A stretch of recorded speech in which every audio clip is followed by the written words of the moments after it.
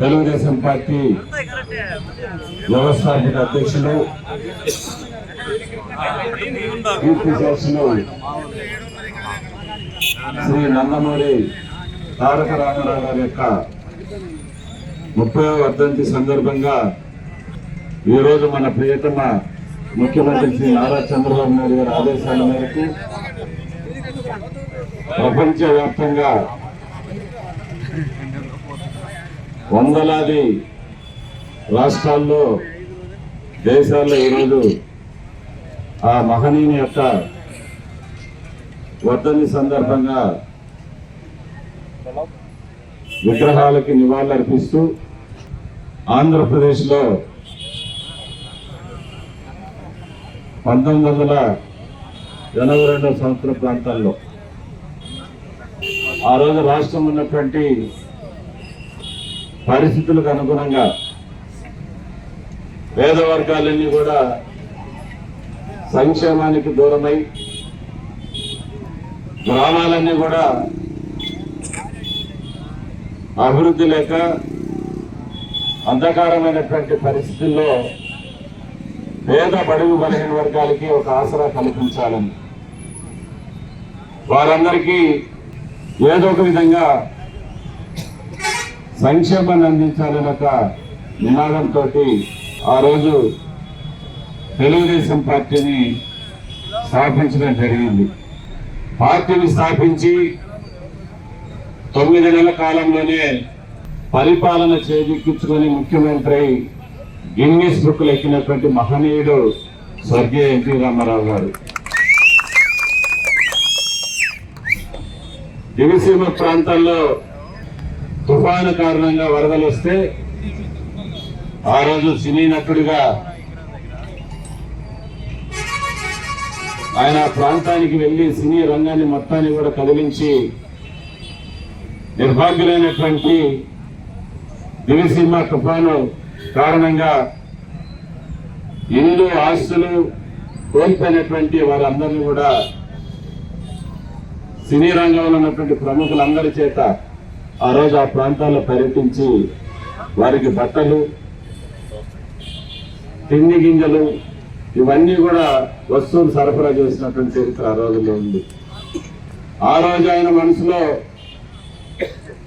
సినీ రంగంలో ఉంటే కొద్దిమందికి మాత్రం మనం సహాయం చేయగలం, ప్రజల్లో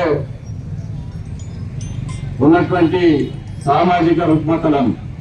వ్యత్యాసాలను, అంటరానితనాన్ని, అస్పృశ్యతలన్నీ కూడా పారదోలి సమాజ నిర్మాణం చేయాలంటే ఖచ్చితంగా రాజకీయ రంగం ప్రవేశం తప్పదని చెప్పేసి నిర్ణయించుకొని ఆ రోజు ఓల్డ్ ఎమ్మెల్యే క్వార్టర్స్ లో తెలుగుదేశం పార్టీకి అంకురార్పణ చెందినటువంటి పరిస్థితి మనందరం కూడా తెలుసు. ఆ రోజు నుంచి ఈ రోజు వరకు ఏదైతే పేద వర్గాలకి నివసించడానికి ఇల్లు కావాలి, ఆ రోజు వరన్నం అంటే పేదలకు తెలియదు, 2 రూపాయల కిలో బియ్యం వ్యవస్థ ప్రవేశపెట్టి ఆ రోజు వరన్నం తినిపించినటువంటి మహానుభావుడు. ఎంతో మంది బడుగు బలహీన వర్గాలు పార్టీ పెట్టి ఆయన గ్రామానికి వెళ్తా ఉంటే ఎంతో మంది ఆడబిడ్డలు ఆ రోజు సరైనటువంటి వస్త్రధారం లేకపోవటం వల్ల ఆయన కళ్ళారా చూసి పేదలకు జనతా వస్త్రాలు ప్రభుత్వం ద్వారా పంపిణీ చేసినటువంటి చరిత్ర ఉన్నటువంటి మహనీయుడు స్వర్గీయ ఎన్టీ రామారావు గారు. మరి పేద వర్గాలకు సంబంధించినటువంటి ఎస్సీ కార్పొరేషన్లు కానీ అనేక కార్పొరేషన్లు ప్రవేశపెట్టి, బీసీ కార్పొరేషన్స్ కానీ దళితులు పేద వర్గాలకి సహాయం చేయాలనే ఉద్దేశంతో సంక్షేమ కార్యక్రమాలను కూడా పెట్టినటువంటి మహానుభావుడు. ఇదే కాదు, ఆ రోజు తాలూకా స్థాయిలో తహసీల్దార్ కార్యాలయాలు ఉండేవి. ప్రజలు దూరంగా వెళ్ళి మారుమూల గ్రామాల నుంచి వెళ్ళి ఒక అర్జీ ఇవ్వాలన్న ఇబ్బందికరంగా ఉంటుందని మాండలిక వ్యవస్థ ప్రవేశపెట్టి, మండలాలు ప్రవేశపెట్టి ప్రజలకి పరిపాలన దగ్గర తీసుకొని వచ్చినటువంటి మహానాయుడు స్వర్గీయ ఎన్టీ రామారావు గారు.